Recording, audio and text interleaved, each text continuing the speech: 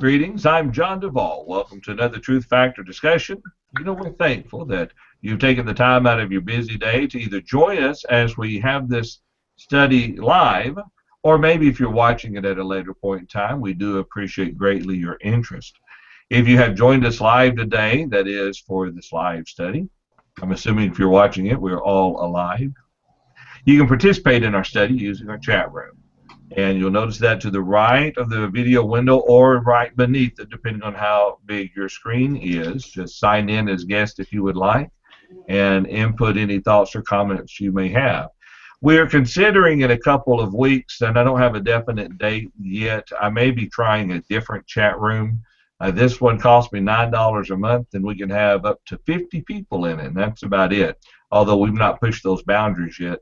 There's another chat service called Chatwing that is pretty interesting, so it might be looking different here within the next month or two, but hopefully that will, if we do make the switch, it'll go pretty smoothly. Well, enough of the technical details. We are missing two of our gentlemen today, fellow students of the Word of God. Mike has some previous obligations that he's having to take care of, and Brother Paul Adams as well. Has had a death in the family. His wife's uncle passed away. And so we're missing Brother Paul and Brother Mike today. Brian, how are you doing this morning? We're doing real good up here in Portland area, and glad to be on the show today. Good to have you. Good to see you again there. And it looks like your twin brothers, at least side by side on my screen. Eric, how you doing? Doing good. Doing good. You just need a pair of glasses and a red tie. There we go. Tom, how are you feeling? You've had some issues. Yeah, I have what I believe to be the flu. The only symptom that is not flu-like is the length of it, which I mean it basically lasted one horrible day, and I now know what they mean when they say you feel like you've been hit by a Mack truck when you get the flu. But yesterday I was doing better, and I'm okay today. Just I might be a little contagious, but that should not be an issue with social media versus socializing. So. Yep, not yet anyway. Give it about another 50 years and who knows. Exactly. Wayne, how are you doing today? I'm doing very well. Looking forward to our study. Good. All righty, well, let's see. We began the study last week looking at the subject of social media and how, as far as Christians are concerned, what are our responsibilities to that end. Tom, do you want to take a moment and kind of bring everyone up to speed, maybe just a real brief recap of what we covered last week and what we're going to be looking at this morning? Right, yeah, absolutely. Last week, basically, what we spent most of our time talking about is the good that can be accomplished with social media and the internet. Even though they're relatively new phenomena, it's very much a part of life that is here to stay, and we've got to accept it as being here, and we actually need to adapt for it. In our societies, even those that choose not to be involved in social media or online and so on, it's still a part of life, and we need to be aware of what's going on.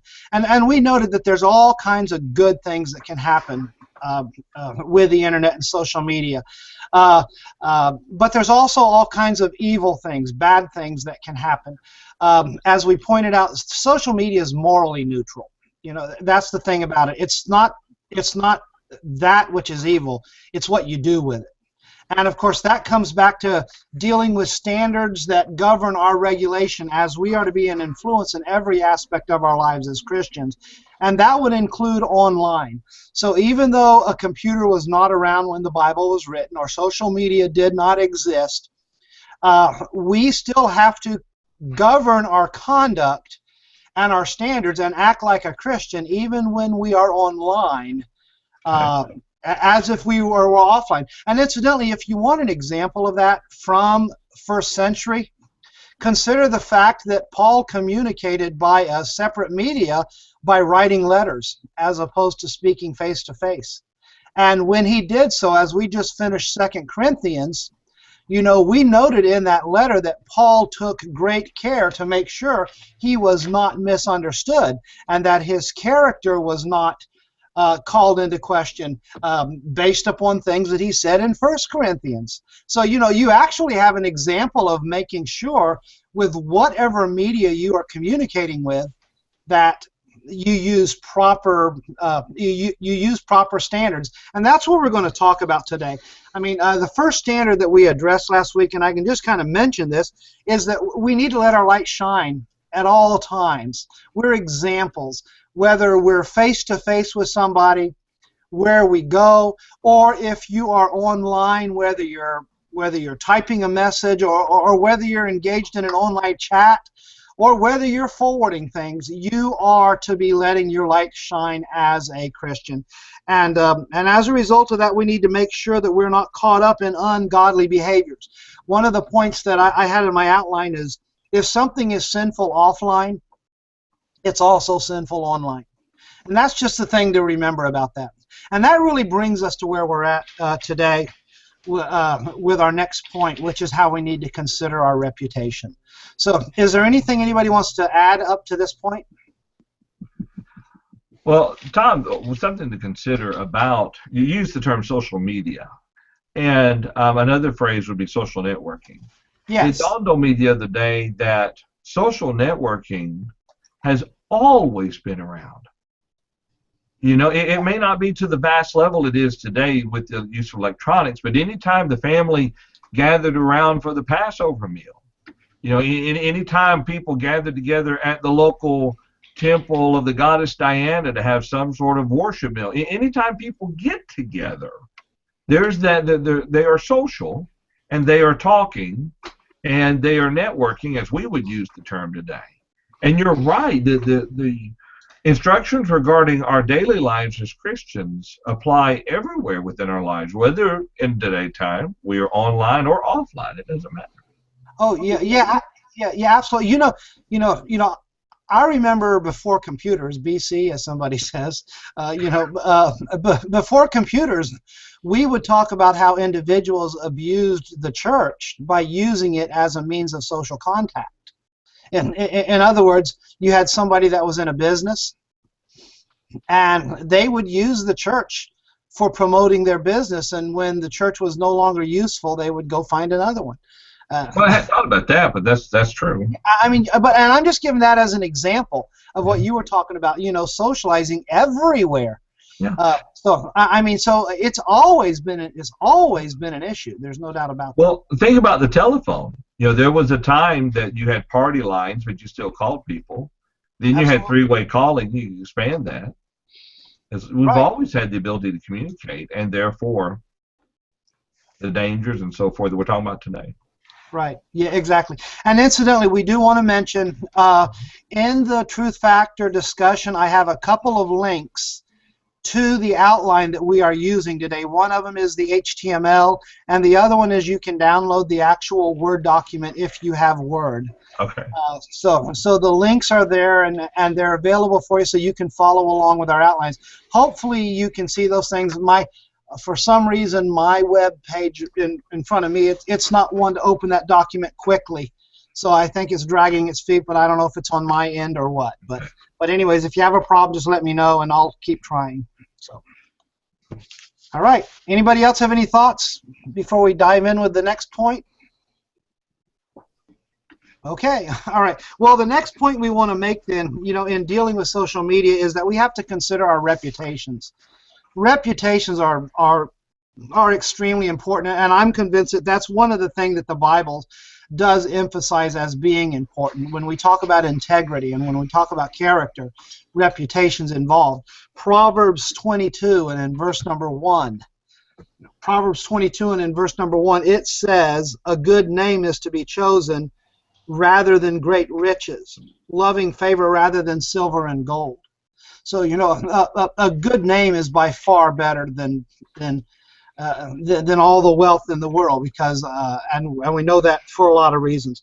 We're to have regard for good things in the sight of all men. Romans chapter 12 and verse 17. That's just a couple of verses, you know, that emphasize we need to think about what others think about us. You know, one of the challenges with the internet is when you post something, it's there. And it's there forever, and you may, I don't know if you've ever seen this, I know I have, you know, in discussions where somebody makes a thought, or they post a thought, and it's an angry thought, and there's clearly stuff in there, and they yank it off real quick. But somebody's read it. I read it, you know, and the question is, how many people read it? And they're wondering now, why did he pull that back off, and those types of things? You know, what is he really thinking? Reputation is extremely important, and just as somebody's reputation can be ruined, you know, face to face, reputations can just as easily be ruined and damaged online, either yours or others. Any thoughts? I mean, even then, there's a such thing as screenshotting. Yeah. But I mean, you know, I think that one of the things that comes to mind, of course, is, you know, if our biggest fear whenever we go online is that, you know, oh no, somebody might, you know, somebody might be able to recover this or look at this, I'll delete it. Well, there's a deeper problem. Yeah. Than that, and it's not, the problem isn't what's on the internet. The problem is what's in the heart of the person that posted it. Right. Yeah. And Yeah. that's something we need to be careful with. I mean, I may have mentioned this last week, but I mean, I think it's important, you know, even if I am wrong about something, you know, to leave it in place and just clarify, look, I was wrong about this, you know, try to have that perspective and attitude on it. But, you know, being dishonest with myself and being dishonest with others is probably not the best way to approach the situation in Absolutely. the case. Mm-hmm. Absolutely. Any other thoughts there? Well, I mean, I guess that brings up an interesting question. Because I have deleted things that I posted and then thought better of it. You know, I've done that more than once. There's times for that too. Yeah, there's time for it. It depends on Right. what you're deleting. I mean, a lot of times, I know if it's me, a lot of times I post silliness. You know, you say, you know what, maybe I shouldn't have said that.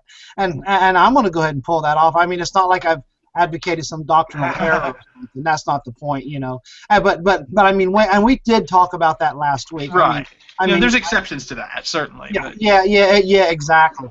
I mean, if your motive for doing that is, you know, oh no, I'm embarrassed, I want to hide my head in the sand, that's one thing. I mean, if you're trying to, okay, you know, maybe this shouldn't be on the internet, maybe this shouldn't be in the public eye, then, you know, by all means, get it out of the public eye. Yeah, and we'll address that more in our next point. John, did you have something? You have your hand up? Well, what we seem to be talking about is more, not so much I get angry and use some sort of profanity or corrupt speech. But because most of us would probably agree that we shouldn't do that anyway. We're talking about maybe something that could be considered a matter of judgment, but yet still deemed somewhat inappropriate, and therefore we would be ashamed of it to be read without it not being sinful? Or are we talking about putting something on there that is sinful? Right, yeah, right. Yeah. And the only thing I would say to that, John, is, you know, and this goes back to the point that Wayne made. There's people out there that have heart issues, that they would use that language, and they do get angry, and they typically control themselves, but sometimes they just fly off the handle, and they expose who they really are. That's the hard reality of life, is that Yes. Christians will curse, Christians will swear, Christians will lie. Yeah, exactly. And if you were not raised in the Lord's body, especially, and that's not going to exempt you, but if you were raised with that lifestyle, it's something you have to learn to conquer. You have to learn to overcome, and overcoming sin doesn't happen overnight. Years ago, I visited a family, and this is a long time ago, and went and knocked on the door and heard the wife say, "Watch your mouth, the preacher's here." Right. Yeah, and I heard her. I thought, oh. Right. Yeah, exactly right. Now, we do have an interesting comment by Chance in the chat room, if you want to go ahead and go over there. And maybe a good idea is what we will do is at the end of each one of our points, if we have something in the chat room, we'll mention those. Let's see. I'll bring it in and read it real quick. Okay, yeah, go ahead. Or somebody. All right, let's see.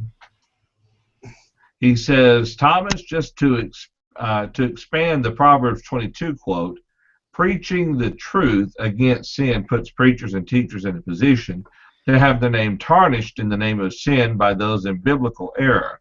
And then he says from Luke 6:26, woe unto you when all men shall speak well of you, for so did their fathers to the false prophets. Exactly. And And that is a good point. And and obviously, I would hope that we're not dealing with, like you said, John. You know, we're speaking, you know, with the hopes that people that are Christians realize they're Christians and they desire to act like Christians, but sometimes they slip up. And you know, we're hoping that that's not what we're dealing with. But I will tell you right now that regardless, your reputation is there. Wayne?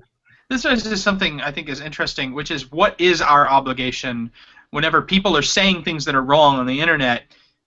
You know, at what point does it become necessary to speak up and say something, and if so, how?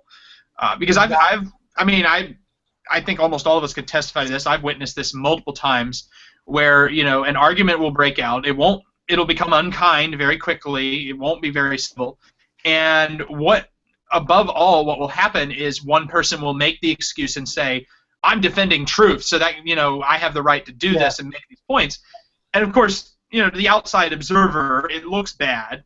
But I mean, me watching this argument unfold, I go, well, you're not even right about the point you're defending. So it's like, what can you do? There's when somebody entrenches themselves in that. And where is our obligation? I guess first, what is our obligation in those situations? You know, do we pick our battles, or? Well, let me. Exactly. Brian. I was just going to say, I think from Scripture we have a good indication that there are a lot of times where, you said it at the end there, Wayne, we pick our battles, that whether Jesus or the apostles, they oftentimes pick their battles. I know sometimes I feel compelled that I ought to respond to every single error I see or come across, but I've come to find by experience that that's not a wise thing to do, and I've come also to find through the Scriptures that that's not exactly what Jesus did every time there was an error in front of him.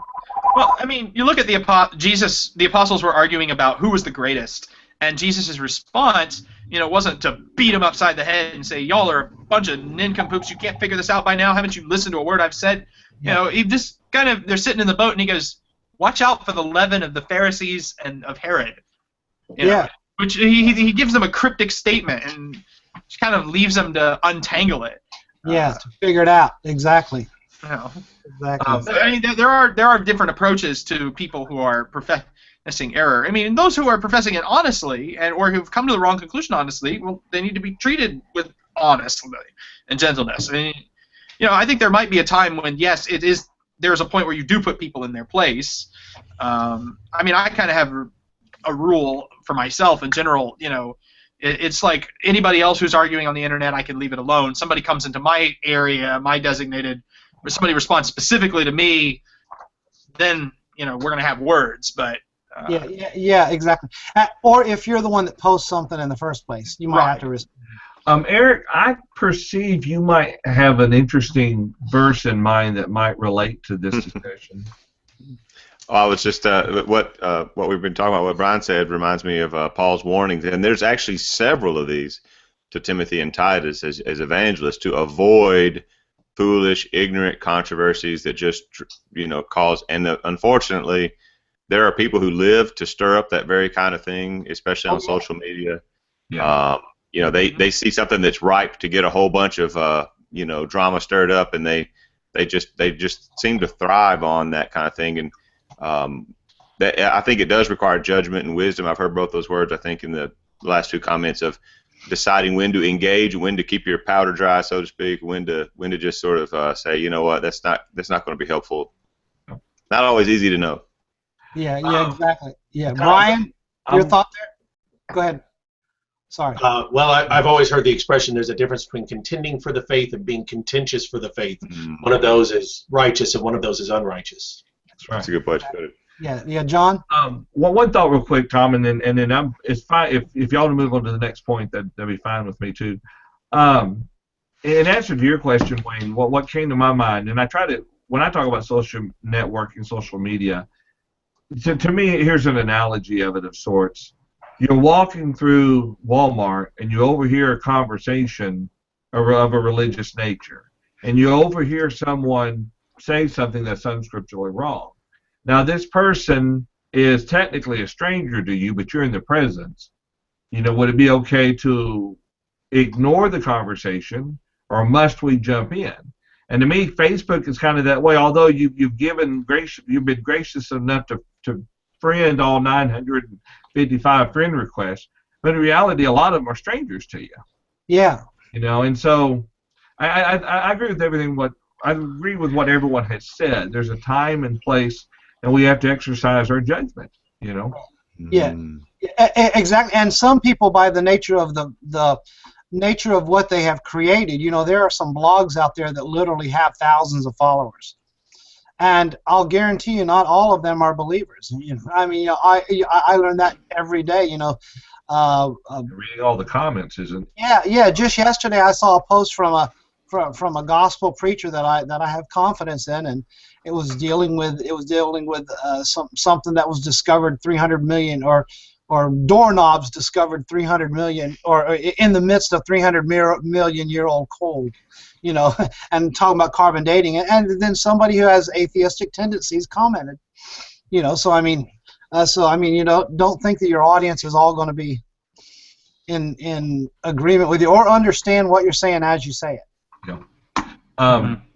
Chant says from Matthew 7:6, give not that which is holy unto the dogs, neither cast ye your pearls before swine, lest they trample them under their feet and turn again and rend you. Yes. And Brian was on the same wavelength there. Good. All right, Tom, okay. Back to you. Yeah, okay. Then the next point, and this kind of goes along with not being caught up in ungodly behavior, is be careful what you share, or post, tweet, blog, whatever you want to call it, depending on whatever social media you're on. You know, I've seen posts among Christians of things that, and I know this is a whole debate, but of things that I perceive to be immodest. Mm-hmm. You know, I mean, I've seen posts, you know, not just of what people wear, but I've seen posts of places where I question, why are you there? And if you're there and you know how your brethren feel, even if you don't think it's wrong to be there, why are you provoking people by showing them that you've been to this place and those kind of things? So you got places you go, you got what you're doing, what you're saying. A lot of times people will forward what they find from, you know, they find some funny saying that's not wrong within itself, and this is another one of these challenges. It comes from some website that has a bunch of garbage on it, and you know, somebody might click on the actual picture and go back and forth to see what the other similar posts are, because you know, I like what that says, want some other ideas, and all of a sudden they find themselves caught up in profanities and even things that are blasting God. The site that you got it from was not a good site. So somehow you need to, you know, just be careful what you post, because people can see from that what's going to happen. Or I mean, people might jump to conclusions. Okay, thoughts. Hey, Wayne's ready to talk. I mean, I don't have any scriptures offhand, but I do recall a semi-humorous anecdote, I guess, where this girl had posted this picture of herself, rather scantily clad, and a preacher commented on it and said, "Hey, can I use this photo in my PowerPoint on Sunday?" And it was kind of like, you know, I mean, but the point is really, you know, you've already put it in a much more public forum than that would be. Yeah. No, so I've never heard that. I thought that was kind of interesting.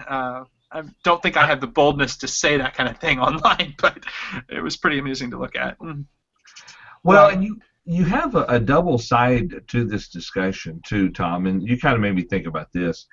You do have some weak Christians or young Christians or immature Christians who, in their mindset, this phrase or statement is not wrong, but to the more mature Christian, they would look at it and say, well, yeah, I mean, you really shouldn't be saying this. Yeah. And because of the immaturity there, they kind of cop an attitude. Yeah. You know, and right. so what you're saying is we need to consider everything that we post, because there might be some Christians who might be offended when there's nothing wrong with what we're posting, if it could possibly offend them or lead them into a direction, like you were using the example of the originating website. Oh yeah, Then yeah. we- You know what? Yeah, I actually have on my notes. I just added this morning, based on my sermon I preached this past week. 1 Corinthians 8:9-13. You know, which is a passage that talks about if my liberties causes another to stumble, you know, I'm guilty of sin. Well, you go up and you buy the meat that had been offered to idols, Yeah, and you don't ask where it's from, not for your conscience sake, but because of the one who is selling it to you. yeah, exactly. You don't want to condone or make them think you're condoning their behavior. Yeah, or leave false impressions or anything like that. Okay. I don't share a whole lot. I'd rather, you know, I mean, I see some cute things on there, but I don't mess with sharing. Yeah, exactly. I like to spread good And stuff. I share every once in a while, but like again, it's not a lot, you know. And I am careful, and I'll typically, before I do it, I will click on the link that I found, and I will look at the site that it's from, and all those types of things. And I mean, it's just being an example as a Christian, and you're letting your light shine while you're online. That's really what it all boils down to. Okay. All right. Okay. Yeah. Anybody have any other thoughts on being careful? Avoiding the appearance of evil. Yeah. You know, somebody in the TF, you don't have to put that on there necessarily, but even though another point just came up there, he said, you know, Hooters, you know, people that go to Hooters as an example of it, and they post pictures of them at a place like that, you know. I don't care if you like their wings. That's not a picture to put. Online, you know. Yeah. You know, as an example, you know, and he also gives the example of fishing on the water parks as another one. So, and here's another thought on that. What about when you post a picture of yourself at a baseball game and it just happens to be on Sunday evening when church is assembling? And you know, Tom, there might be a valid reason, but the point of a stumbling block is that even if we have a liberty of some kind, that if it should cause another person to stumble, then that liberty needs to be restrained. Yeah, exactly, and we need to think about that even with online. Yeah. Eric, what were you going to say? This is something in addition to this. I was looking through the outline to make sure I'm not, because it's not directly related, but in this way of being careful in the controversies and discussions, one of the things that I've struggled with sometimes is, especially when you come to like Facebook, sometimes I like to post a question from the scriptures or some kind of a thing to get a discussion, but a lot of times the discussion then takes a very much like what we might have in a Bible class. It's among fellow students of the scriptures, and that may be good, but then I have a ton of friends who don't even know what we're talking about necessarily, and if we're arguing over some very fine doctrinal point, sometimes I wonder if the overall impression is a good thing or a bad thing. Like what would somebody who doesn't even, you know, who isn't a believer, doesn't go to church, what would they think about this? How is this coming across? And sometimes I wonder, you know, especially when people will jump in with both feet, and then sometimes I have friends who aren't Christians who will comment, and then my other friends assume that they are, and they'll kind of, you know, take a very aggressive approach in responding to them. And sometimes I'll write people privately and say, this person you're talking to, you know, is not even a Christian. They're just sort of like joining in the conversation. You can't assume that you know, there's somebody who's out there pushing some false doctrine or something. They're just trying to be part of the discussion. Sometimes I think those very public kind of controversies have more of a negative effect on the cause than a helpful. Mm-hmm. Yeah. You know, that's a great point there, Eric. And let me say something about Eric though with Facebook. Eric has created a private group that is for discussions with, you know, amongst preachers and so on. And there's a few of those groups where you can engage in those discussions, and you don't have to be as concerned about that. Even though we have seen places where those discussions deteriorate, and you question how godly the audience is. I mean, but the point is and that's a good point on this. Be careful where you post. You know, I mean, there are some posts that are more suitable for a more private environment, and you know, some social media has different they have different settings. You know, they where you can choose who to share this with, those kind of things, and we maybe ought to utilize those. And Yeah. if it's done in the right way, sometimes I even think, you know, in those private discussions, sometimes I wonder maybe this would be better off in a public venue. If it's done constructively, then I think it could be helpful even to an unbeliever to see that, you know, here's people who are wrestling with this, that these things, you know, that there's questions that they struggle with, that they're trying to understand, and the way they go about it. But then I've seen those discussions where it isn't done in the right way, and people say, see, this is what I hate about church, or this is why I don't like these, you know, this is why I left that whole group to begin with, is because it's these very attitudes, and Yeah. you know, and that makes you just want to slap your head. It's like, are we doing more harm than good, or I don't know. Exactly. I mean, you know, if our goal, if we're trying to win souls to Christ, you know, there needs to be the simplicity and purity of devotion to Christ. And I mean, if people are arguing about, I mean, if a public Facebook discussion is going on and on and on about, you know, arguing over a minute question by comparison, say, you know, whether we can eat in a church building, you know, well, it's like, is this what following Jesus is all about? Well, no, it's not what following Jesus is all about, but it definitely can create that impression, and so there's a certain danger that comes with that, definitely. Part of it also has to do with what is our purpose for posting these things. All right. Some people, Yeah. some people And, post them- and we'll get down to that when we'll get down to that when we get down to when we get down to glorifying yourself. You know, because I think there's a lot of that goes on. Alrighty, I'll wait then. Yeah. Okay, Brian. Um, Brian, did you have something else? I thought I saw you jumping at the bits, but I don't know. No, I'm ready. I'm ready to move on. Okay. All right. Okay. you Well. want to bring the chat room, Tom? Yeah. Oh, yeah. Absolutely. Yeah. Go ahead. Somebody read that. Let's see. We referenced the K-Meister's comments. So let's start there with, we'll read Chance's comments here. Chance says, this is a good question. He says, would this passage be applicable in our context? Romans 14, 4-5. Who art thou that judgest another man's servant?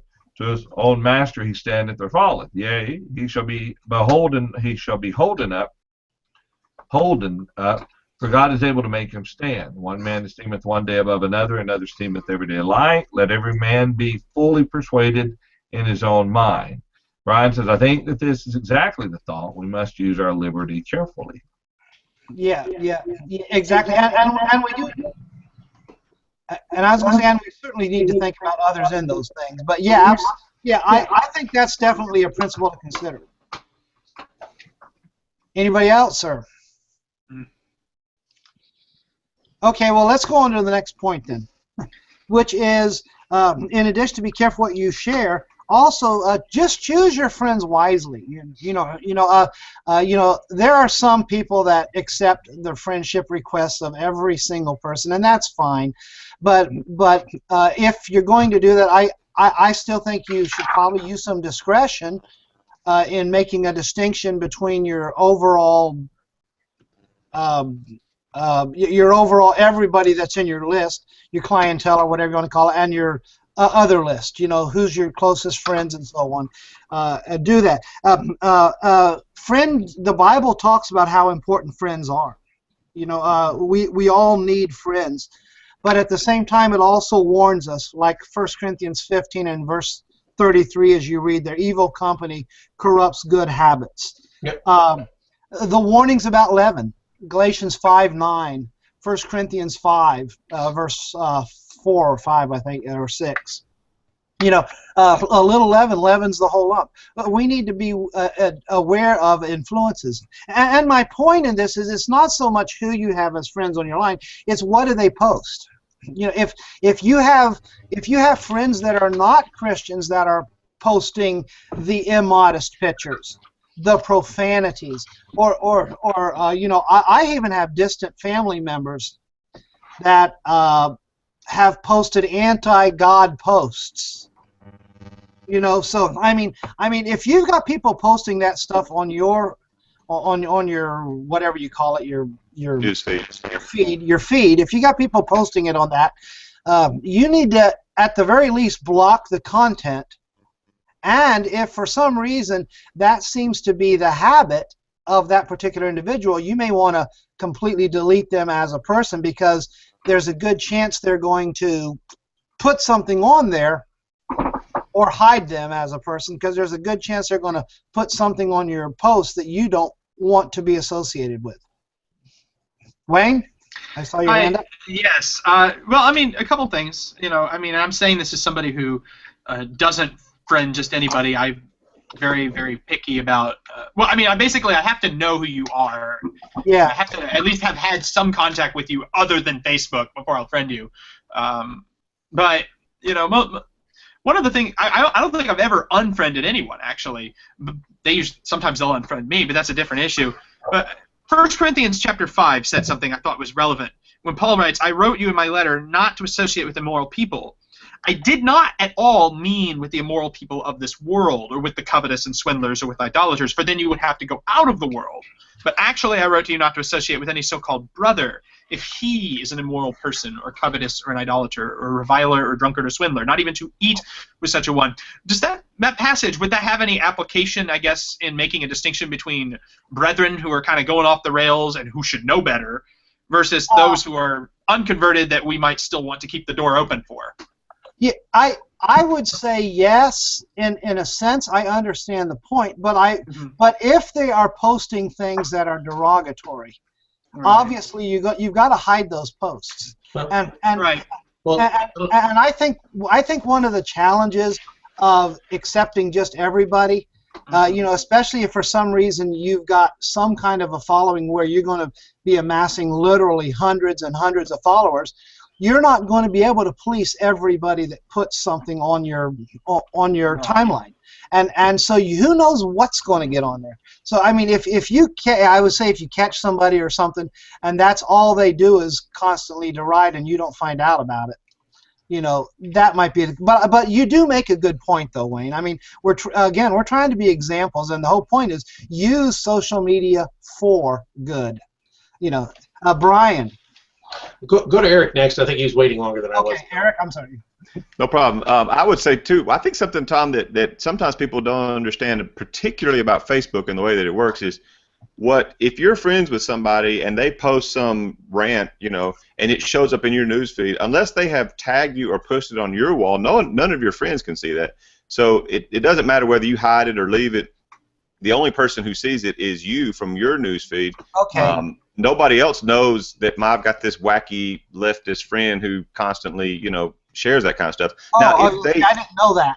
Yeah, if they post it on my wall, or if they share it to me, meaning that they would have to tag me in it somehow, then all my friends, depending on my privacy settings, but some people have set up their privacy settings where you can't tag them in a post or a picture, and then nobody, you know, they can completely control what other people see.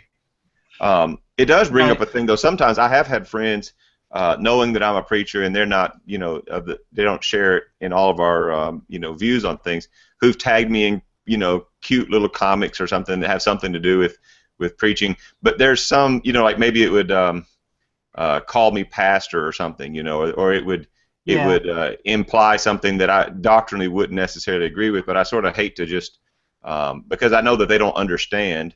Exactly. Just delete it, or, you know, so sometimes it does create kind of an awkward, you know, thing when someone does that. But for the most part, unless they're tagging you, other people don't see what they're sharing. Right, exactly. You know, I mean, I guess there's a need for kind of a crash course in what goes on Facebook, you know, because there's the news feed, which is public. There's your wall, which is viewable only by you and your friends. There's the groups, which you may actually interact with non-friends in groups. Those are more designed for people of specific interests. And then there's private messages, which no one can see except you and the person messaging, obviously. Right. Those are several different things, and the publicness of all of them varies. And That's a good point. Something that I think a lot of people apparently don't realize is that there's also a little ticker on the side of Facebook, And so I'm just sitting here minding my own business, but it's scrolling along, and it says Wayne liked this photo. Wayne commented on, his friend Peggy's post, whatever, and that's like over there. And so sometimes I think people are like clicking like and sharing things, and they don't realize like the rest of the world can see what you're doing, because sometimes you see what they're clicking like on, you think, whoa, why is this person, so we need to be careful. Our activity is sometimes visible to our friends, and even maybe things we don't realize are visible. Yes. Tom, I want to take a little bit of a different point, and then we can wrap up, at least from my perspective. Actually, John hasn't said anything yet. But I think one of the dangers isn't so much that we have worldly friends. I think that we should expect people are going to have worldly friends, and we should understand they're going to say things that are either incorrect or potentially offensive even, and that does happen. I think a lot of times brethren have friends with, people that are contrary to the law of Christ, or that are engaging in doctrines that are questionable, and they would have been former members of the church, maybe being friends with people that have been put out of the church in some circumstance. I think that probably is a greater issue, at least in my opinion, I would say, than even having friends that are not believers. It's having friends that are fallen away believers, or believers that teach or preach false doctrines. That I think that makes more of a distinction to me in people's friendships or associations on Facebook.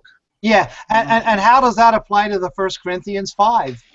In verse 11. Right. Which the commendation there is it's about brethren that he's warning them, not about the unbeliever. And I think that would have to, if we carry that to Facebook, I think we'd have to say it's more inappropriate to be friends with the guy that the church withdrew from, or has fallen away, or the guy that's and we've talked about before what exactly a false teacher can be defined as. But I think there's some sense still of somebody who's teaching falsely. I look on there and I say, oh, he's friends with Tom. What's that imply about Tom? I should be believed the best thing, but still, it does. I mean, I have a little bit of a different thought on how Facebook functions. I see being friends with somebody on Facebook does not necessarily mean I agree with or condone any or everything they say. I see it a little bit more like if I exchange contact information with somebody. When I friend somebody on Facebook, I'm basically saying, you have the right to see what I say, and I have the right to see what you say. It's like giving them my phone number or my email, which is why I kind of discriminate in who I hand it out to, because if I don't know you, I just don't want to give it away, obviously. But that's more how I would see it. And I mean, I don't delete contact info from people who have necessarily fallen away, because, well, I still want to leave the door open for conversation. But at the same time, we can't pretend everything's okay either. And that aspect of the conversation would change. It needs to change. I had to wait. It's interesting. My wife and I have two different opinions on this. She, I've said if somebody's fallen away, I feel that Facebook is an association. She says just like you did. And I have to agree that I think that it's a viable opinion, or a viable way of looking at it. And that what I'm saying is a bit of my own understanding. Okay. Well, I don't want to get in the middle of a marital argument. Well, no real comment. I think what everybody has said, I think, makes a very good point, and everything. Although with Facebook, keep in mind that you can have a friend but not follow their feed. Yeah. So you can have in your and I like Wayne's comparison. To me, Facebook is more of a contact address book of people you probably hardly ever talked to, you went to school with 35 years ago, and they seem to be interested in some of the things you say, or they're not interested. It's just a way of contacting them. But if you I've had a few people that I got tired of reading what they posted, and so okay, that's enough. I'm not following you anymore. I'm sure people have done that to me. If everybody followed everything I put, I'd be a happy camper. But I know they don't. And so there is a stereotype about Facebook and the way it functions, and I think Eric and Brian and Wayne, you've kind of helped clarify some of the details that make it better to understand. Chance, though, has a good use for Facebook, Tom. Exactly. I noticed that. Somebody read. There's actually several good comments in the chat. Could keep going. You want to start there at Chance? Yeah, exactly. Yeah, go ahead. Whoever does. Yeah, well, the K-Meister chooses not to really have friends, but all associates. Exactly. So. Anyway, Chance says, on Facebook, I usually accept till proven unfruitful. Matthew 9:10, and it came to pass as Jesus sat at meat in the house, behold, many publicans and sinners came and sat down with him and his disciples. Principles of Jesus, sinners is where the work is.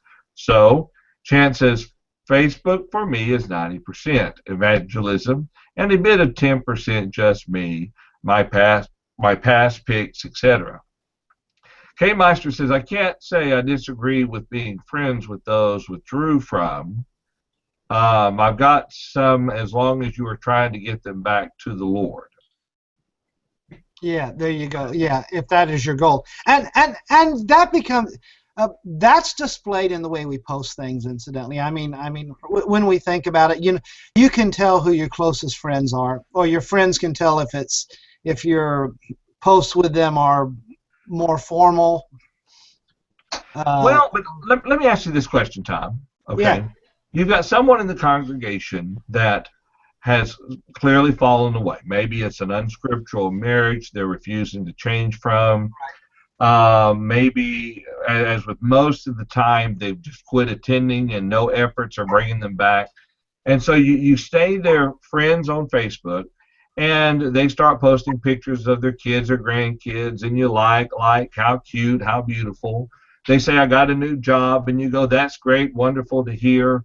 I mean, if in your communication with them, you're acting as if there's nothing wrong spiritually, and you are engaging with them with these likes and so forth and congrats and all that other stuff, then are we defeating the very point that Paul addressed and what Wayne brought up a while ago?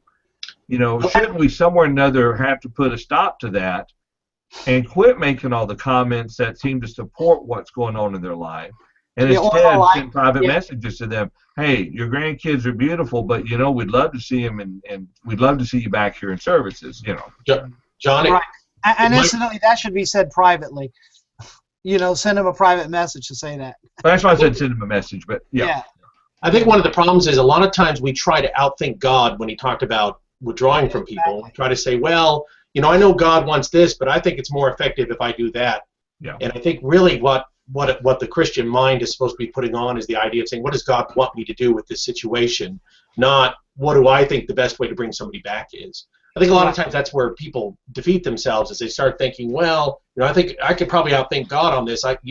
If I cut off contact, I hear people not in Facebook terms, I mean more in day-to-day terms. Well, if I'm just not friendly, if I don't go out and golf with him anymore, well, he'll never come back. So yet that's clearly contrary to the way God describes the way church discipline works. Yeah, exactly. And but John, you did bring up a great illustration of this with the like button. I typically, when we have people that have left the congregate, not necessarily been withdrawn from, but withdrawn from us for what I personally believe to be less than proper reasons, or whatever. When we see their posts, I haven't unfriended them, but when I see their posts, I'm far less likely to like something that I see of theirs, or to comment on it, or to to give those types of conversations to them, just because of who it is. And I as you say, you don't want to bid Godspeed in some way. Yeah. Anyway, good points. Anything anybody else has on this? Referencing the last comment I made in the private chat, what do you all think about that, guys? While we get to this next point. I don't think we'll have enough time to finish all these points today. And, there's still some very important points I think to cover. This is very unusual. Truth Factor always meets its marker on the side. Exactly, right. But anyways, perspective, not a statement of honesty or dishonesty. Well, hey. Dear. Well, you know what? I retract that statement then. Yeah, Well, gentlemen. what if your default mode on Facebook is sarcasm? Because I feel like that's what mine is. Hey, you know what? We just finished a study of 1st and 2nd Corinthians, and what was one of Paul's criticism with 2nd Corinthians? He didn't keep his word. That's true. You know, Now and we're Paul said, vacillating. this was my intent. You know, so hey, This is gonna. Next week will be the 3rd time we have come to them about social media. Exactly right. But anyways, we can go ahead and hit another point here. Do you think we got time for that? I think so. Okay. Well, the next point that we want to deal with is that we need total honesty. You know, just as you have to be honest in every aspect of your life, and I believe that if you can say this, honesty is one of the fundamental qualities of a Christian. And to really say, if you can say this, every quality of a Christian is, you know, that needs to be there. The fruit of the Spirit, as I tell people in Galatians 5:22 and 23, it's not the fruits of the Spirit, it's the fruit of the Spirit. As in, if you have the Spirit in you, as it is there. Oh, that's another discussion. All of those qualities are there. So I mean, so that's the idea of it. So, but honesty it's a part of who you are. It's your integrity. It's a hallmark in being a Christian. And we know that there are multitudes of passages that emphasize honesty and being truthful and not lying. Ephesians 5:25, you know, speak truth to your neighbor. Ephesians 5:29, let no corrupt word proceed out of your mouth. Revelation 21:8, all liars will have their part in the lake which burns with fire and brimstone. Many of those are there. Now, that needs to apply online as well. And when I say that, again, it goes back to we need to be careful what we post or what we forward. Not only should we do it for some of the other reasons we've discussed, but we need to make sure that it is truthful.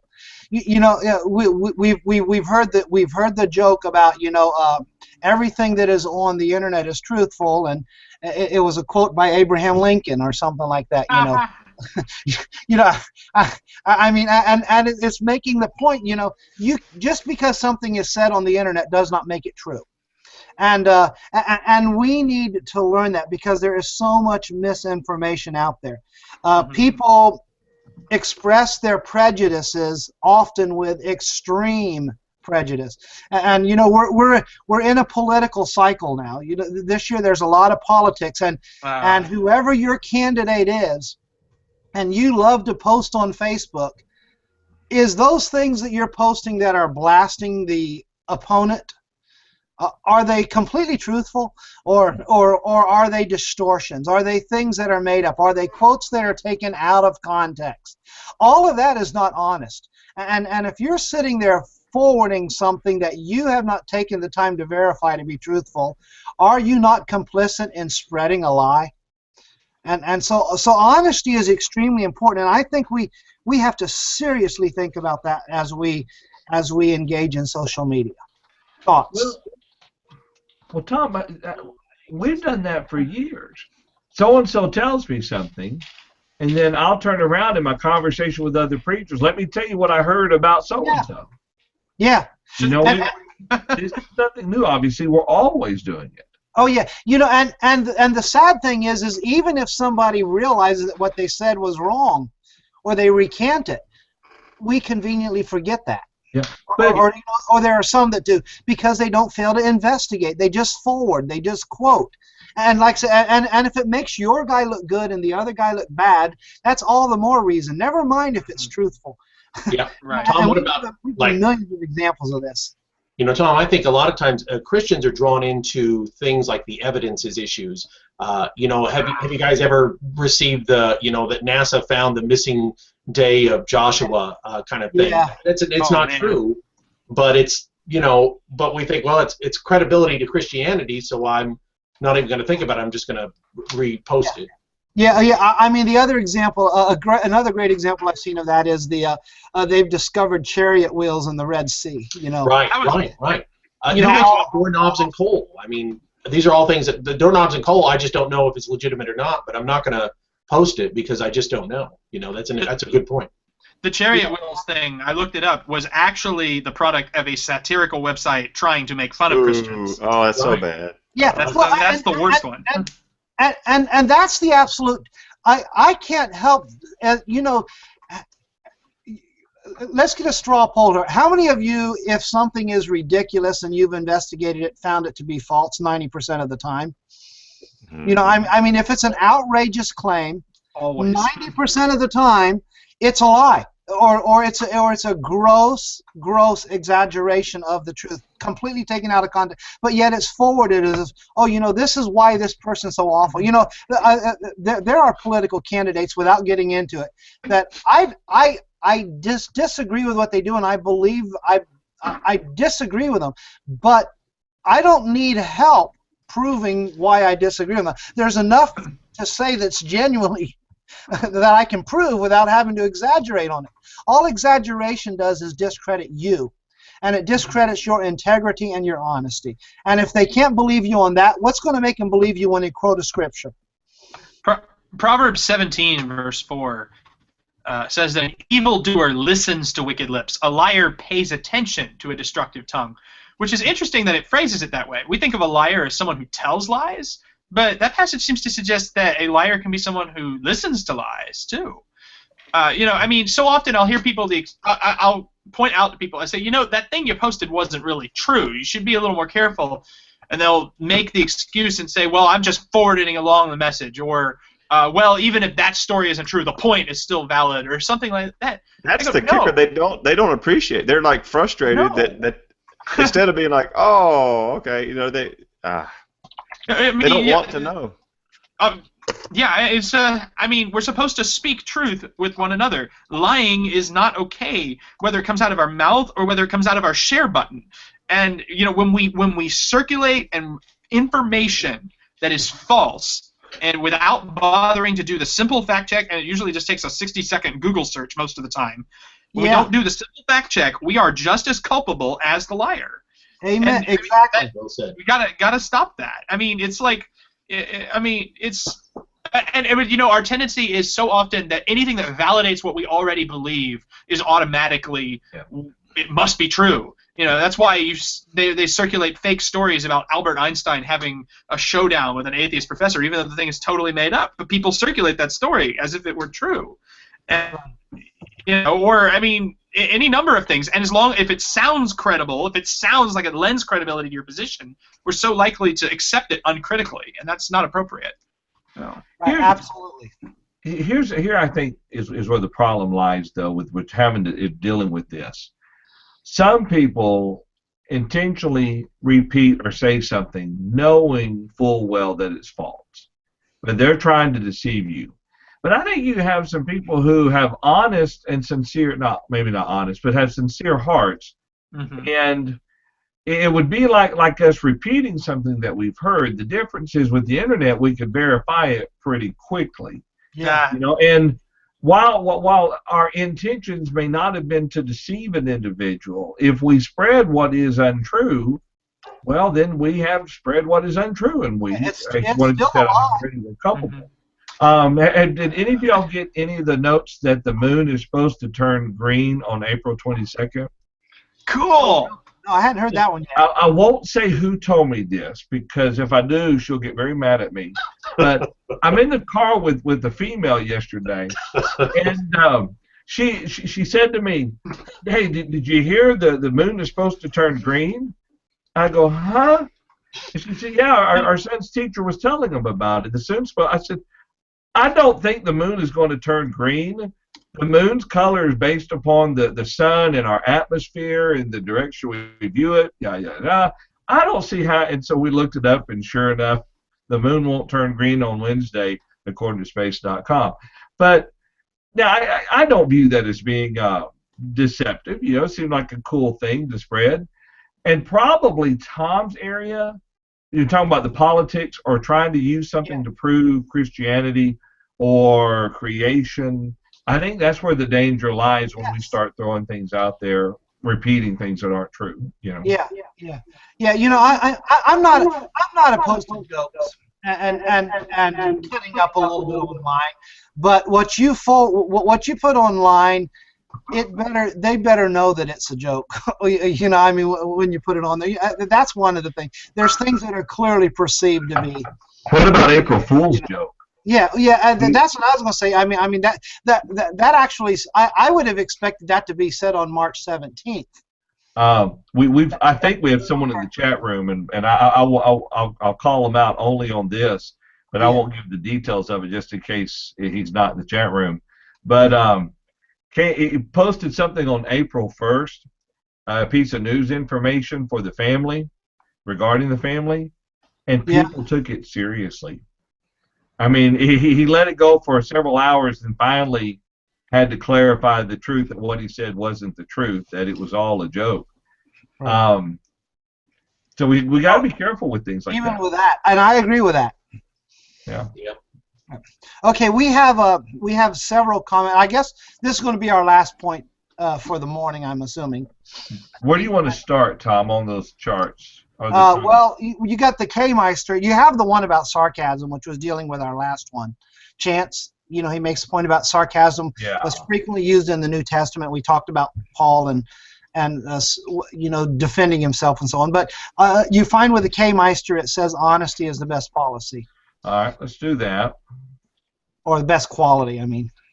Yeah, sorry about that. You jumped on me. Yeah, the K-Meister says, sorry. He says honesty is the best quality, and the reality of it is that's exactly right. If applied and followed, it is the best quality. If you don't use it, then it's obviously it's useless. Snopes is although unbiblically related. If you question something or an urban legend, you go to Snopes.com and check it out, check on it. And there's other sites too. Some even question the accuracy of Snopes. I've heard that before. Yeah. But there's other sites out there. Snopes.com or something. Yeah. The power is not in our science. The power is in the word, Chance says. Romans 1:16 and 17. For I'm not ashamed of the gospel of Christ, for it is the power of God unto salvation to everyone that believeth, to the Jew first, and also to the Greek. For therein is the righteousness of God revealed from faith to faith, as it is written, the just shall live by faith. Brian, from Proverbs 17, verse 4, quotes, an evildoer listens to wicked lips, a liar pays attention to a destructive tongue. And Wayne, we're talking that about. Was Wayne's point. I just thought it was really good, and I dropped it in there. Okay. Yeah, and then Brian said, well said, Chance. We do not need worldly evidence for faith if it comes from the Word of God. And then Chance says, Ken Ham's debate with Bill Nye was under the premise Ken Ham could scripturally prove the earth was 6,500 years old. The Bible is void of our backward math deductions. Christians as a whole lost because of the proposition and premise accepted. That's a good point. Eric says, stick with defending what the scriptures reveal. Chance, I saw this to be the case too in that debate. Brian says, and we need a Bible version of Snopes, Eric says. All righty. That would be good. That would be good. But the question is, who writes it? Spiritual issues, Eric chimes in. Yeah. All righty. Tom, I'll throw it back to you. Yeah, all right. Well, I guess we're going to I guess we're going to end up there. So that's what we have with honesty, and apparently we're going to go another week on this. Yeah. And hopefully we intend to get this done next week. That's that is the plan. This is one of those things that even though it's going longer than we want, the discussion is good, and this is a very relevant topic, and it applies in a lot of ways. So to devote a little time is not bad. Yeah. With that, we will just continue next week. We'll talk about gossip, and we'll talk about managing time as well as some other things associated with the internet, and hopefully we'll get it concluded next week. So I'll go ahead and I thank you all for listening to this, and I'll turn it over to John. Well, Tom, I appreciate the lesson and appreciate you walking us through it, and we'll definitely, we should be able to finish it next week because we'd like to start our new study the beginning of May if all goes well. And so, and a lesson like this, and Tom, I preached on this subject this past Sunday morning. You kind of gave me the idea, and I'd done a lesson on the rules for social media back in 2010. Decided it was time to do it again. And the thing is, though, this lesson shouldn't be necessary. We Yeah. shouldn't have to preach lessons that talk about lying, that talk about cursing and swearing, that talk about examples, because all Christians should be walking in accordance to the Word of God. But tragically, and we have individuals who try to deceive themselves.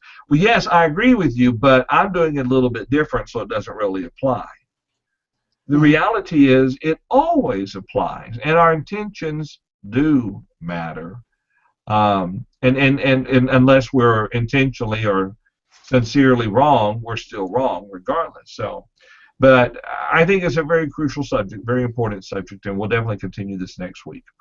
Hopefully, we'll have Paul back with us next Wednesday, and he'll be back at the helm. And Mike, is he supposed to be able to be back, or is he going to be gone one more week? I think he's going to be gone at least one more week, I believe. Okay, that's what I thought. All right, well, any final thoughts or comments? Let's start in reverse order on my screen with you, Wayne. All right. Well, one thing I guess that is interesting to me in this discussion is, even though we agree on the biblical principles, there's a lot of differences of how we personally have chosen to apply them from a wisdom standpoint. And those answers aren't necessarily wrong. The point is that we're thinking about it, and that we are seeking after wisdom and to make good, sound judgments as to how we approach this issue. So I thought that was interesting, that variety of practical approaches. Anyway. That's a good point. Tom.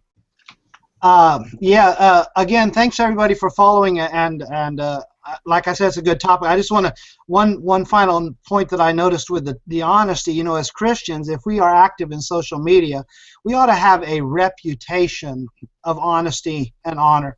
It ought to be known that what we post is going to be something you can count on. And so just keep that in mind with this, and thank you everybody for the comments have been great in the chat room. We've had a good discussion. Absolutely, absolutely. Eric, any thoughts?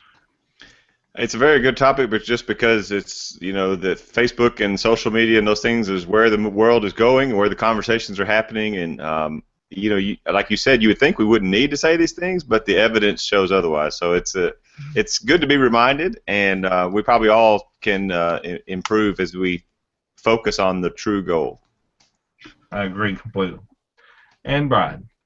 Well, again, I think everybody has said what I would want to say too, that we're supposed to walk as Christians in all things. These shouldn't be conversations we need to have, but I think we all would agree these are things that a lot of people struggle with or stumble in. So it's been a good conversation. Absolutely, absolutely. Well, let's see. Let's go ahead and plan to close our study. Appreciate everyone. Appreciate you for joining us today as we study through the Word of God, especially on this very important topic of social media. Lord willing, we'll plan to continue our study next week at 11 o'clock a.m. Central Time. If you're in the Eastern Time Zone, that will be at 12 noon. 9 a.m. Pacific Time. 10 a.m. Mountain Standard Time. At 2 o'clock in the morning somewhere, I'm sure. And that's right here at Live. At live.truthfactor.com. Have a wonderful week.